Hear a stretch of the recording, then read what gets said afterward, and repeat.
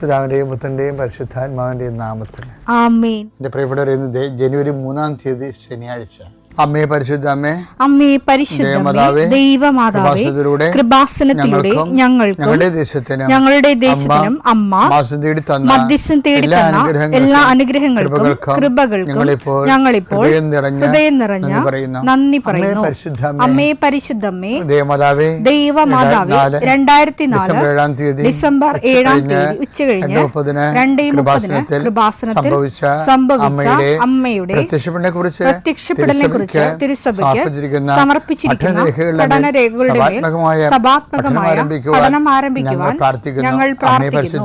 അമ്മേ പരിശുദ്ധമേ, ഭൂസ്വർലോകങ്ങളുടെ രാജ്ഞിയായ അങ്ങേയ്ക്ക് ഭൗമസംരക്ഷണത്തിനായി പ്രപഞ്ചപ്രകൃതിയെ തന്നെ തിരുസഭ പ്രതിഷ്ഠിക്കുവാൻ ഈ പ്രത്യക്ഷീകരണം വഴി ഇടയാക്കണമേ. പരിശുദ്ധമേ, ജപമാല മാതാവേ, സകല കൃപാസനം പ്രാർത്ഥനയോടും ചേർത്ത് ഞങ്ങളിപ്പോൾ പ്രാർത്ഥിക്കുന്ന ഈ കുടുംബത്തിന്റെ പ്രത്യേക നിയോഗം പറ മക്കളെ.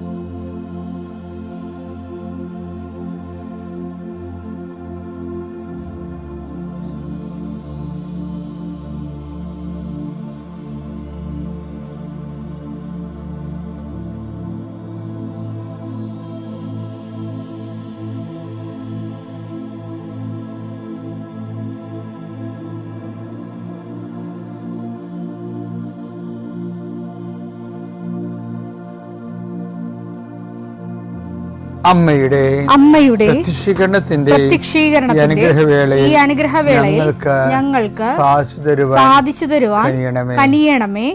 ആമേൻ. വിശ്വാസ പ്രമാണം. സർവശക്തനായ പിതാവും ആകാശത്തിന്റെയും ഭൂമിയുടെയും സൃഷ്ടാവുമായ ദൈവത്തിൽ ഞാൻ വിശ്വസിക്കുന്നു. അവിടുത്തെ ഏകപുത്രനും ഞങ്ങളുടെ കർത്താവുമായ ഈശോമിശിഹായിലും ഞാൻ വിശ്വസിക്കുന്നു. ഈ പുത്രൻ പരിശുദ്ധാത്മാവിനാൽ ഗർഭസ്ഥനായി കന്യകാമറിയത്തിൽ നിന്ന് പിറന്ന് പൊന്തിയോസ് പീലാത്തോസിന്റെ കാലത്ത് പീഡകൾ സഹിച്ച് കുരിശിൽ തറയ്ക്കപ്പെട്ട് മരിച്ച് അടക്കപ്പെട്ട് പാതാളങ്ങളിൽ ഇറങ്ങി മരിച്ചവരുടെ ഇടയിൽ നിന്ന് 3-ാം നാൾ ഉയർത്ത് സ്വർഗത്തിലേക്ക് എഴുന്നള്ളി സർവശക്തിയുള്ള പിതാവായ ദൈവത്തിന്റെ വലതുഭാഗത്തിരിക്കുന്നു.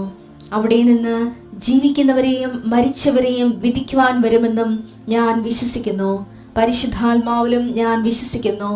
വിശുദ്ധ കത്തോലിക്കാ സഭയിലും പുണ്യവാന്മാരുടെ ഐക്യത്തിലും പാപങ്ങളുടെ മോചനത്തിലും ശരീരത്തിന്റെ ഉയർപ്പിലും നിത്യമായ ജീവിതത്തിലും ഞാൻ വിശ്വസിക്കുന്നു. ആമേൻ. സുഖസ്ഥനായ ഞങ്ങളുടെ പിതാവേ, അങ്ങയുടെ നാമം പൂജിതമാകണമേ. അങ്ങയുടെ രാജ്യം വരണമേ. അങ്ങയുടെ തിരുമനസ് സ്വർഗത്തിലെ പോലെ ഭൂമിയിലും ആകണമേ. അന്നു വേണ്ടുന്ന ആഹാരം ഇന്ന് ഞങ്ങൾക്ക് തരണമേ. ഞങ്ങളോട് തെറ്റ് ചെയ്യുന്നവരോട് ഞങ്ങൾ ക്ഷമിക്കുന്നത് പോലെ ഞങ്ങളുടെ തെറ്റുകൾ ഞങ്ങളോടും ക്ഷമിക്കണമേ. ഞങ്ങളെ പ്രലോഭനത്തിൽ ഉൾപ്പെടുത്തരുതേ, തിന്മയിൽ ഞങ്ങൾ രക്ഷിക്കണമേ. ആമേൻ. നന്മ നിറഞ്ഞ മറിയമേ, സ്വസ്തി. കർത്താവ് അങ്ങയുടെ കൂടെ സ്ത്രീകളിൽ അങ്ങ് അനുഗ്രഹിക്കപ്പെട്ടവളാകുന്നു. അങ്ങയുടെ ഉദരത്തിൻ ഫലമായി ഈശോ അനുഗ്രഹിക്കപ്പെട്ടവനാകുന്നു. പരിശുദ്ധ മറിയമേ, തമ്പുരാന്റെ അമ്മേ, പാപികളായ ഞങ്ങൾക്ക് വേണ്ടി ഇപ്പോഴും ഞങ്ങളുടെ മരണസമയത്തും തമ്പുരാനോട് അപേക്ഷിക്കണമേ. ആമേൻ. കർത്താവേ, നിന്റെ ഉന്നതമായ നാമത്തിന് സ്തോത്രം ചെയ്യുന്നു. കർത്താവേ, നിന്റെ വിശുദ്ധ പൗരോഹിത്യത്തെ മഹത്വപ്പെടുത്തണമേ. കർത്താവേ, സഭയിലുള്ള സാന്നിധ്യം പ്രകടമാക്കണമേ. 40 വർഷം ഞാൻ അർപ്പിച്ച കൃപാനയുടെ യോഗ്യതയാൽ കൃപാസ്ഥാനത്താറെ ജീവനോടെ പ്രത്യക്ഷപ്പെട്ട പരിശുദ്ധ അമ്മയുടെ മാധ്യസ്ഥത്തിലെ ഈശോനാമത്തിൽ പ്രാർത്ഥിക്കുന്നു. മാതാവേ, ഒത്തിരി ആഗ്രഹിച്ചാണ് രാവിലെ എഴുന്നേറ്റ് വരണ മക്കൾ. അവരുടെ രോഗങ്ങളെ നീ ഏറ്റെടുക്കണമെന്ന് പ്രാർത്ഥിക്കുന്നു. അവരെ നീ സാന്ത്വനപ്പെടുത്തണം. പ്രത്യേകിച്ച് ശാരീരികമായ അവശതകളും രോഗങ്ങളും പരുക്കളും പൊറുക്കാത്ത മുറിവുകളും ഉള്ളവർ, കർത്താവെ, അവരെ ഈ പ്രഭാതത്തിൽ അങ്ങ് സ്പർശിക്കണേ ഈശോയെ. കർത്താവെ, ചിലരൊക്കെ ഒരു ദിവസമെങ്കിലും ഒന്ന് ശരീരത്തിന് രോഗമില്ലാതിരുന്നെങ്കിലും ആഗ്രഹിക്കുന്ന രോഗികളാണ്. കർത്താവെ, കണ്ണീരോടെ പ്രാർത്ഥിക്കുന്നു, അവരെ നീ കൈവിട്ട് കളയരുത്. കർത്താവെ, സമാധാനത്തിന് വേണ്ടി പ്രാർത്ഥിക്കുന്നവരുണ്ട്, ഉറക്കം ഇല്ലാത്തവരുണ്ട്. കർത്താവ്, ഒരു വീട്ടിൽ തന്നെ താമസിച്ചിട്ട് എല്ലാവരും പരോക്ഷമായിട്ടും പ്രത്യക്ഷമായിട്ടും ഒക്കെ അവഗണിക്കുകയും ഗ്രൂപ്പുകൾ ഉണ്ടാക്കുകയും അതിൻ്റെ ആ ഗ്രൂപ്പിൽ പെടാത്തതിൻ്റെ പേരിൽ ഞെരുക്കപ്പെടുകയും ചെയ്യുന്നവരുണ്ട്. അത്രയും വലിയ തിന്മയുടെ ഭവനത്തിൽ നിന്ന് എവിടെയെങ്കിലും ഓടി ഒളിച്ചാൽ മതിയെന്ന് ഓർത്ത് വിഷമിക്കുന്നവരുണ്ട്. ഈശോയെ, അങ്ങനെ ഒറ്റപ്പെട്ടു പോയവരെ നീ താങ്ങിയെടുക്കണമേ എന്ന് പ്രാർത്ഥിക്കുന്നു. കർത്താവേ, ജപ്തി നടപടികൾ, സാമ്പത്തിക ബാധ്യതകൾ കർത്താവേ ഇറങ്ങിക്കൊടുക്കണമെന്ന് പറഞ്ഞിരിക്കുന്നവരെ, പൈസ അടക്കാൻ പറഞ്ഞിരിക്കുന്ന ഡേറ്റുകൾ, പൈസ കൈ തികയാത്തവർ, പൂർണ്ണമായിട്ടും ഇല്ലാത്തവർ, അവരെയൊക്കെ നീ സന്ധിക്കണം. കൃപാസ്ഥാനത്താരെ ജീവനോടെ പ്രത്യക്ഷപ്പെട്ട മാതാവിൻ്റെ മധ്യസ്ഥത്തിൽ ഉടമ്പടിയെടുത്ത് പ്രാർത്ഥിച്ച 10,000-കണക്കിന് മക്കൾ നടത്തിയ രാത്രിയും പകലും മഴയത്തും വെയിലത്തും നടത്തിയ പരിശുദ്ധ പ്രവർത്തനത്തിൽ യോഗ്യതയായി കർത്താവെ, കൃപ കുറഞ്ഞിട്ടുള്ള മക്കൾ ഈ പ്രാർത്ഥന കൂടുമ്പോൾ അവരുടെ കഴിവ് കൊണ്ടോ സ്വാധീനം കൊണ്ടോ ഇതിന് തീരുമാനം ഉണ്ടാകത്തില്ല എന്ന് അവർക്കറിയാമായിരുന്നിട്ട് ആരും ഞങ്ങളെ സഹായിക്കും, ആരെങ്കിലും കർത്താവ് നീ എന്നെ അയക്കണമേ, ആരെങ്കിലും ഞങ്ങളുടെ കുടുംബത്തിലേക്ക് അയക്കണമേ. ബന്ധുക്കളോ സ്വന്തപ്പെട്ടവരോ ആരും ഇല്ലല്ലോ, പോക്കാരും കാണുന്നില്ലല്ലോ, ആരെങ്കിലും അയക്കണമേ കർത്താവേ, മാതാവേ, നിന്റെ ദൂതയായി ആരെങ്കിലും ഈ വിഷയത്തിൽ അയക്കണമേ എന്ന് പ്രാർത്ഥിക്കുന്ന മക്കൾക്ക് ഇന്ന് 12 മണിക്കുള്ളിൽ ആളെ കിട്ടാൻ പരിശുദ്ധ ദേവമാതാവിൻ്റെ മധ്യസ്ഥയിൽ പ്രാർത്ഥിക്കുന്നു. പരീക്ഷ കുഞ്ഞുങ്ങളെ, പരീക്ഷ എഴുതി കഴിഞ്ഞവർ, നല്ല റിസൾട്ട് പ്രതീക്ഷിക്കുന്നവർ, കർത്താവ് അവസാനത്തെ പരീക്ഷയ്ക്ക് എഴുതിയിട്ട് ഇനി എഴുതാൻ കാശുമില്ല, എഴുതി പരീക്ഷ എഴുതി നാണം കെട്ടറുണ്ട്. CA പരീക്ഷ പോലുള്ള പരീക്ഷകൾ 9ഉം 10ഉം ഒക്കെ എഴുതി അവർക്ക് തന്നെ നിക്കക്കളിയില്ലാതിരിക്കുന്നവരുണ്ട്. അവരെ ഈ ഒറ്റ പ്രാർത്ഥന കൊണ്ട്, അവരുടെ കഴിവല്ല, ഉടമ്പടി പ്രവർത്തിക്കേണ്ട മനുഷ്യൻ്റെ കഴിവിലല്ല, not by merit but by ഗ്രേസിലാണ്. ആ ഗ്രേസിൻ്റെ ശക്തി യേശുക്രിസ്തുവിൻ്റെ വിശുദ്ധ രക്തത്തിൽ നിന്നാണ് കൃപയുണ്ടാകണമെങ്കിൽ അത് കർത്താവിൻ്റെ സൗജന്യ ദാനമാണെന്ന് മനസ്സിലാക്കിക്കൊണ്ട് കർത്താവിൻ്റെ കൃപയുടെ ശക്തിയാൽ നിൻ്റെ എല്ലാ അപാകതകളും, എല്ലാ പരിചയക്കുറവുകളും, എല്ലാ പരാധീനതകളും പോരായ്മകളും യേശുനാമത്തിൽ പരിഹരിക്കപ്പെടുകയും നീ യേശുനാമത്തിൽ സൗഖ്യപ്പെടുകയും യേശുനാമം സമാധാനപ്പെടുകയും ചെയ്യട്ടെ. നിത്യപിതാവും പുത്രനും പരിശുദ്ധാത്മാവായ സർവേശ്വര നീക്കുവാമേ. ഞാൻ ഇന്നലെ നിങ്ങളോട് സംസാരിച്ചത് പുതുവത്സരം ഒരു അവസരമാണ്. മത്സരം ഒരു അവസരം. എന്തിൻ്റെ അവസരമാണെന്ന് വെച്ച് കഴിഞ്ഞാൽ, ഇപ്പോൾ ഒരു മുറിയിൽ പ്രശ്നമുണ്ടാകും, ഒരു മുറിയിൽ യേശു ഉണ്ടാകും. നമ്മുടെ വീട്ടിലൊക്കെ അങ്ങനെയല്ലേ, ഒരു മുറി പ്രശ്നമുണ്ടാകും. ചിലപ്പോൾ കുടുംബജീവിതം തകർച്ചയാണെങ്കിൽ ഉറക്കമുറിയിലായിരിക്കും പ്രശ്നങ്ങളെല്ലാം ഉണ്ടാകണം. അരിപ്രശ്നം, ജോലി പ്രശ്നം, വിസ പ്രശ്നം, പ്രൊമോഷൻ പ്രശ്നമൊക്കെ ആണെങ്കിൽ അടുക്കള പ്രശ്നമാണതല്ല. അടുക്കള പ്രശ്നം കൂടുതലും അരിപ്രശ്നമാണ്. അപ്പോൾ ഒരു മുറി പ്രശ്നം ഉണ്ടാകും, വേറെ മുറിയിലായിരിക്കും യേശു ഉള്ളത്. ഇനി ഇവിടുത്തെ വിഷയം എന്ന് പറയുന്നത്, അവിടെ വേറെ ഒരാൾ മസ്റ്റായിട്ട് ഉണ്ടാകണം. കാനായിലെ കല്യാണത്തിൽ എങ്ങനെയാണ്, അടുക്കളയിലൊരു പ്രശ്നം, ആ മുറി പ്രശ്നം ഉണ്ടായി, വേറൊരു മുറിയിൽ യേശു ഉണ്ട്. പക്ഷെ യേശു ഉണ്ടായിട്ട് കാര്യമില്ല. ഈ പ്രശ്നത്തെ യേശുവായിട്ട് ലിങ്ക് ചെയ്യാൻ വേറൊരാളുണ്ടാകണം. അതാണ് വചനം പറയണത്. യേശുവിൻ്റെ അമ്മയും അവിടെ ഉണ്ടായിരുന്നു കേൾക്കുമ്പോൾ എനിക്ക് ചിരി വരും. എന്തിനാ? പ്രശ്നത്തെ യേശുവായിട്ട് ലിങ്ക് ചെയ്യാൻ. അവരാണ് ഈ ലൈൻമാൻ എന്ന് പറയുന്ന ആള്, കണക്ഷൻ കൊടുക്കുന്ന ആള്. യോഹന്നാൻ 2:1. മൂന്നാം ദിവസം ഗലീലയിലെ കാനായിൽ ഒരു വിവാഹ വിരുന്ന് നടന്നു.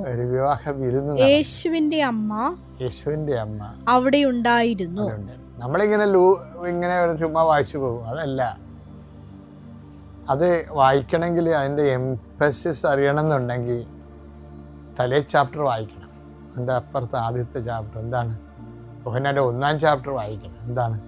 ആദിയിൽ വചനം ഉണ്ടായിരുന്നു, വചനം ദൈവത്തോടു കൂടി ആയിരുന്നു, വചനം ദൈവമായിരുന്നു. അപ്പം ആദ്യം വചനം ഉണ്ടായിരുന്നു എന്ന് പറയുന്ന ആ പ്രസൻറ്റ് കണ്ടിന്യൂസ് ടെൻസ് തന്നെയാണ്.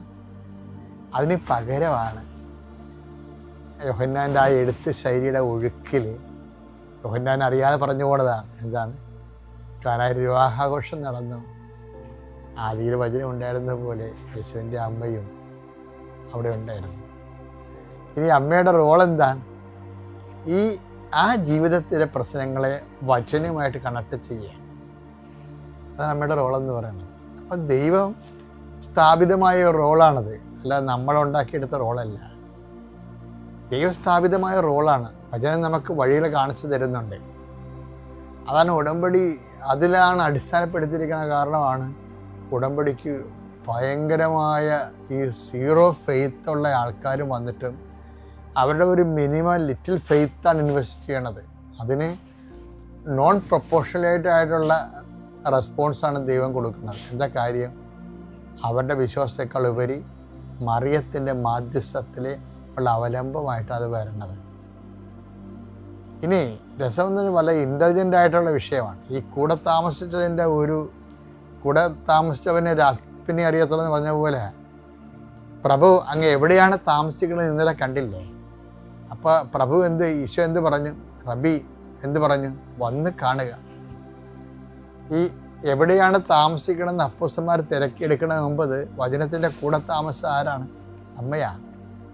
അപ്പം അമ്മയെ സംബന്ധിച്ചിടത്തോളം വചനത്തിൻ്റെ സാധ്യതകളെക്കുറിച്ച് നല്ലവണ്ണം അറിയാം. അല്ലെങ്കിൽ അവർക്ക് വീഞ്ഞ് തികയാതെ വന്നപ്പോഴേ ഉടനെ യേശുവിൻ്റെ അമ്മ പിന്നെ 2:3 അവിടെ വീഞ്ഞു തീർന്നു പോയപ്പോൾ യേശുവിന്റെ അമ്മ അവനോട് പറഞ്ഞു അവർക്ക് വീഞ്ഞില്ല. അതാണ് വിഷയം. അതായത് ആ തീർന്നുപോയ വിഷയം മനസ്സിലാക്കിയപ്പോൾ ശരിക്കും പറഞ്ഞാൽ അതിനകത്ത് കയറി തലവെക്കേണ്ട ഒരു കാര്യമില്ല. എന്താ കാര്യം വെച്ചാൽ അതിനൊക്കെ സ്വാഭാവികമായ ഒത്തിരി പരിഹാരങ്ങളുള്ളതാണ്. ഇങ്ങനെ തീർന്നു പോയെങ്കിൽ ഇപ്പോൾ നമ്മുടെ വീട്ടിലേക്ക് അരി തീർന്നു പോയാൽ എന്ത് ചെയ്യും? കടയിൽ പോയി മേടിക്കും. ഇപ്പം പോകേണ്ട ആവശ്യം പോലും ഇല്ല. അപ്പം തന്നെ ഫോൺ കുത്തി പറഞ്ഞാൽ അരി വീട്ടിൽ കൊണ്ടുവരും.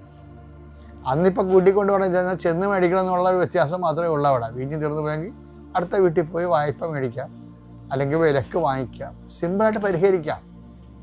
ഇവിടുത്തെ മറിയം എന്താ പറയണമെന്ന് വെച്ചാൽ നമ്മുടെ സിമ്പിളായിട്ട് പരിഹരിക്കാവുന്ന വിഷയങ്ങളിൽ പോലും നീ ദൈവത്തെ ആശ്രയിക്കണമെന്നാണ് അമ്മ പറയുന്നത്. മനുഷ്യന്മാരുടെ മുഴുവൻ പ്രോബ്ലമാണ് ഇതിനകത്ത് ഡിസ്കസ് ചെയ്യണത്. എന്താണ്? പലരും ദൈവത്തെ വിശ്വസിക്കും, എന്നാലും മനസ്സിൽ അവബോധം മനസ്സിൽ പറയും അത് കുഴപ്പമൊന്നുമില്ല. ഇപ്പം ഇപ്പം പ്രാർത്ഥിച്ചില്ലെങ്കിൽ എനിക്ക് 98% മാർക്കുണ്ടല്ലേ. 98-94 ഉള്ള അണ്ണന്മാർ ഉപരി വിദ്യാഭ്യാസത്തിന് പ്രാർത്ഥിക്കുമെങ്കിൽ അവരെങ്ങനെ പ്രാർത്ഥിക്കത്തൊന്നുമില്ല. അവരുടെ അമ്മയാണ് വന്ന് പ്രാർത്ഥിക്കണത്. പ്രാർത്ഥിക്കണത്. മക്കൾക്കൊന്നും അത്ര താല്പര്യം. ചില മക്കളെയും കൊണ്ട് അമ്മമാരും തന്നെ കാണാം. അതുങ്ങളിങ്ങനെ അങ്ങനെ ഒരു ഡെഡ് ബോഡിയായിട്ട് വന്ന് മുട്ട നിൽക്കും. എന്താ കാര്യം? അമ്മ വരാൻ പറഞ്ഞു വന്ന് അതുപോലെ വന്ന് മുട്ട നിൽക്കുക. അവരെ കാണുമ്പോൾ നമുക്കറിയാം ഇത് വെറുതെ പെലിച്ചാഴികൾ വലിഞ്ഞേറി ആൾക്കാരെ നിൽക്കണമെന്ന് അറിയാം. കാണുമ്പോൾ അറിയാൻ പറ്റും. നിങ്ങൾ അങ്ങനെയുള്ള ആൾക്കാരെ ഒന്ന് ആൾക്കാരെ കൊണ്ടുവരുമെന്ന് ഞാൻ പറയണത്. നിങ്ങൾ അവർക്ക് വേണ്ടി പ്രാർത്ഥിച്ചാൽ മതി. കാര്യം ദൈവതിരുസന്നിധിയിൽ വരുമ്പോൾ നല്ല വിശ്വാസവും ദൈവത്തിൻ്റെ തിരുസന്നിധി വരുമ്പോൾ അലംഭാവമായിട്ട് നിൽക്കരുത് ഒരിക്കലും. നമ്മുടെ വിശ്വാസവും കാര്യം നമ്മളുടെ ഒരു അഹങ്കാരമാണ് ഇതിൻ്റെ അകത്ത് വരണതേ. വെച്ചാൽ എനിക്ക് മാർക്കുണ്ട്, പിന്നെ ഞാനെന്തിനാണ് ഉടമ്പടി എടുക്കുന്നത്? ഞാനെന്തിനാണ് ആൾക്കാരെ ഒന്ന് പ്രാർത്ഥിക്കണത്? ആർക്ക് കിട്ടിയില്ലെങ്കിലും എനിക്ക് കിട്ടും. അപ്പം സ്വന്തം മെറിറ്റിലാണ് അവർ വിശ്വസിക്കുന്നത്. ഈ കാനായിലെ കല്യാണത്തിൽ വേണമെങ്കിൽ അവർക്ക് വായ്പ വാങ്ങിക്കാം, അത് മെറിറ്റാണത്. വേണമെങ്കിൽ അവർക്ക് വിലക്ക് വാങ്ങിക്കാൻ വരുന്നത് മെറിറ്റാണ്. ഇങ്ങനെ മനുഷ്യന് സാധിക്കുന്ന കാര്യങ്ങളാണത്. മനുഷ്യന് സാധിക്കുന്ന കാര്യങ്ങളാണെങ്കിലും ദൈവത്തോട് ബന്ധമുള്ള ദൈവ പൈതലെ നമുക്ക് സാധിക്കുന്ന സാധ്യതകളല്ല ആശ്രയിക്കണത്. ദൈവം അത് തന്നാലും തന്നില്ലേലും ദൈവം അറിഞ്ഞ് എനിക്ക് അനുഗ്രഹം കിട്ടാവൂ. അതൊരു നിലപാടിൻ്റെ ഭാഗമാണ്. എനിക്ക് കഴിവുണ്ടാകാം, കഴിവില്ലായിരിക്കും, അതല്ല പ്രശ്നം. എനിക്കെന്തെങ്കിലും കിട്ടണമെങ്കിൽ എൻ്റെ കർത്താവ് അതിൻ്റെ അകത്ത് കക്ഷിയായിരിക്കണം, ദൈവത്തിൻ്റെ നാമം മഹത്വപ്പെടണം. അത് മറിയത്തിൻ്റെ ഒരു നിലപാടാണത്. മറിയത്തിൻ്റെ മനുഷ്യരാശി പൊതുവെ കാണിക്കുന്ന തൻപൂർവ മനോഭാവത്തിൻ്റെ എതിരെയുള്ള നിലപാടാണ്, ഒരു സുവിശേഷ വിധ നിലപാടാണ് മറിയത്തിൻ്റെ. അപ്പം ഇത് നമ്മളെപ്പോഴും മെറിറ്റുണ്ടെങ്കിൽ എൻ്റെ സഹോദരങ്ങളെ, നമുക്ക് യോഗ്യത, വീട്, ജോലി, ആസ്തി, ലോക്കറിലെ പണം അല്ലെങ്കിൽ സ്വർണം, എന്തെല്ലാം ആസ്തി ഉണ്ടെങ്കിലും അതിനൊക്കെ പ്രാധാന്യം കൊടുത്തുകൊണ്ട് ഒരു ആധ്യാത്മികത നമുക്ക് സാധിക്കില്ല. നമുക്കത് ഒന്നും ഇല്ലാത്തവനെ പോലെ തന്നെ ആയിരിക്കണം ഇതൊക്കെ ഉള്ളപ്പോഴും ദൈവത്തിൽ ആശ്രയിക്കേണ്ടത്. അതാണ് ആധ്യാത്മികത എന്ന് പറയണത്. ശരിക്കും പറഞ്ഞു അതിലാണ് ദൈവം നമുക്ക് റെസ്പോൺസിബിൾ ആകണത്. കാര്യം നമുക്ക് ആരോഗ്യമുണ്ട്, നമുക്ക് പണമുണ്ട്, നമുക്ക് പൊന്നുണ്ട്, നമുക്ക് സ്വാധീനമുണ്ട്, പ്രാർത്ഥനയിലൊക്കെ നടക്കും എന്നുള്ളൊരു വിഷയമാണെങ്കിൽ പ്രാർത്ഥിച്ചില്ലേ നടക്കില്ല, അഥവാ നടന്നാലും എൻ്റെ ദൈവത്തിന് പ്രാധാന്യം കൊടുത്തുകൊണ്ട് കാര്യങ്ങൾ നടന്നാൽ മതി. അതാണ് not by merit but by grace എന്ന് പറയുന്നത്. അപ്പോൾ പല അനുഗ്രഹങ്ങളുടെയും ഒരവസ്ഥ എന്ന് പറയണത് അവർ ഇൻവെസ്റ്റ് ചെയ്യണ വിശ്വാസം ഒന്ന് അവരിലാണ് ഒന്നാം സ്ഥാനം. അവിടെ കഴിവിലും മാർക്കിലും പണത്തിലും എക്സ്പീരിയൻസിലുമാണ്. രണ്ടാം സ്ഥാനമാണ് ദൈവത്തിന് പലപ്പോഴും വരണത്. മറിയം അത് ആ വിഷയം എടുക്കണില്ല. വായ്പ മേടിക്കണ്ട, വിലക്കും മേടിക്കണ്ട, മറിച്ച് ഈശോ ഇവിടെ ഉണ്ടെങ്കിൽ ഈശോനെ കൊണ്ട് തന്നെ ആ വിഷയത്തിൽ തീരുമാനം എടുപ്പിക്കണം. ഒരു ബന്ധത്തിൻ്റെ വിഷയമാണ്. നമ്മുടെ അനുഗ്രഹങ്ങളെല്ലാം നമ്മുടെ വിശ്വാസത്തിൻ്റെ വിഷയത്തിനേക്കാൾ ഉപരി ഒരു ആത്മബന്ധത്തിൻ്റെ വിഷയമാകാൻ വേണ്ടി പ്രത്യേകം ശ്രദ്ധിക്കണം.